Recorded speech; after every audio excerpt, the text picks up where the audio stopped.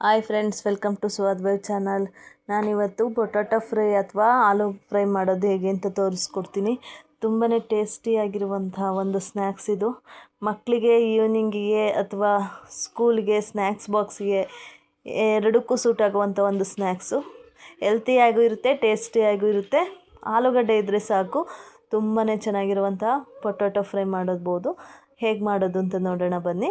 ನಾನಿಲ್ಲಿ ಒಂದು ತುಂಬ ದೊಡ್ಡ ಸೈಜ್ದು ಒಂದು ಆಲೂಗಡ್ಡೆನ ತೊಗೊಂಡಿದ್ದೀನಿ. ಇದನ್ನು ಪೀಲ್ ಮಾಡ್ಕೋಬೇಕು. ಇದನ್ನು ಸಿಪ್ಪೆ ತೆಗೆದು ತೊಳ್ಕೊಳ್ಳೋಣ. ನೀಟಾಗಿ ಸಿಪ್ಪೆ ತೆಕ್ಕೋಬೇಕು.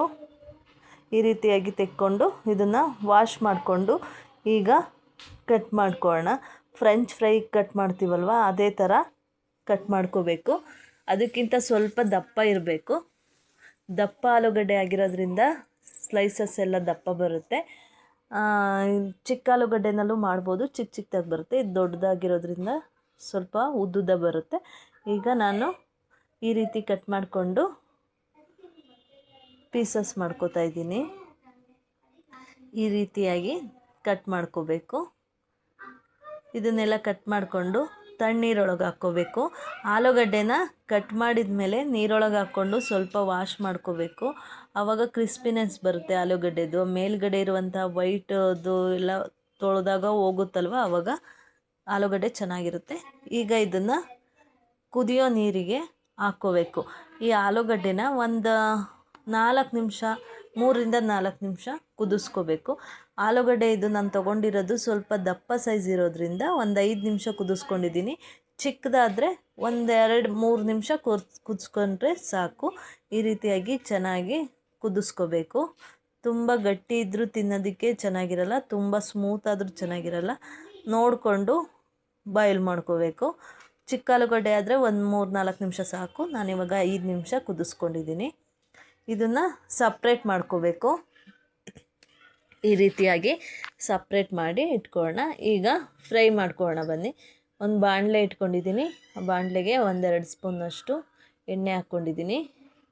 ಎಣ್ಣೆನೂ ಜಾಸ್ತಿ ಬೇಡ ಈ ಸ್ನ್ಯಾಕ್ಸಿಗೆ, ತುಂಬಾ ಚೆನ್ನಾಗಿರುತ್ತೆ.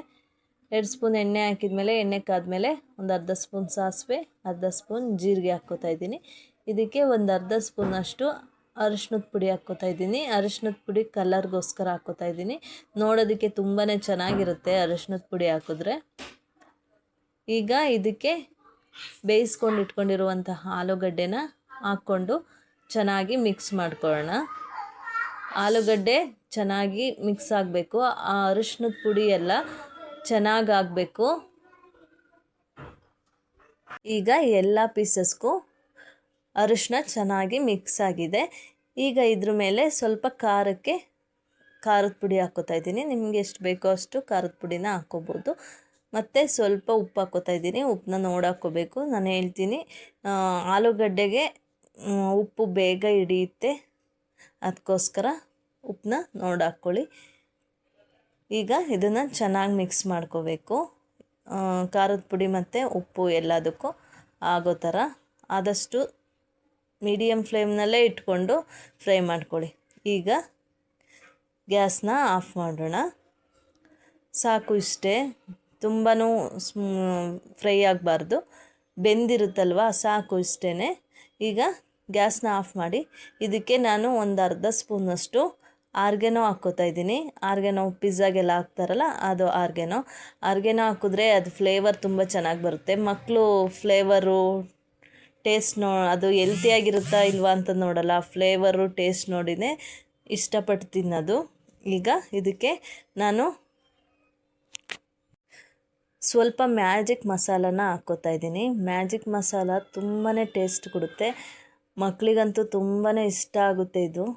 ಮ್ಯಾಜಿಕ್ ಮಸಾಲ ಹಾಕ್ಕೊಂಡು ಮಿಕ್ಸ್ ಮಾಡ್ಕೊಳ್ಳೋಣ. ತುಂಬಾ ಹೆಲ್ತಿಯಾಗಿರುತ್ತೆ ಆಲೂಗಡ್ಡೆ ಇರೋದ್ರಿಂದ. ಮಕ್ಕಳಿಗೆ ಆಲೂಗಡ್ಡೆ ಒಳ್ಳೆಯದು ಅಂತ ಹೇಳ್ತಾರೆ. ಈಗ ಇದಕ್ಕೆ ಸ್ವಲ್ಪ ಸಣ್ಣಗೆ ಕಟ್ ಮಾಡಿರುವಂತಹ ಕೊತ್ತಂಬರಿ ಸೊಪ್ಪು ಹಾಕ್ಕೊಂಡ್ರೆ ಸೂಪರಾಗಿರೋ ಸ್ನ್ಯಾಕ್ಸು ರೆಡಿ ಆಯಿತು. ಈವ್ನಿಂಗ್ ಸ್ನ್ಯಾಕ್ಸಿಗೆ ತುಂಬಾ ಚೆನ್ನಾಗಿರುತ್ತೆ. ಮನೆಯಲ್ಲಿ ಮಾಡಿಕೊಂಡು ಹೇಗಿತ್ತು ಅಂತ ಕಮೆಂಟ್ ಮಾಡಿ. Thank you.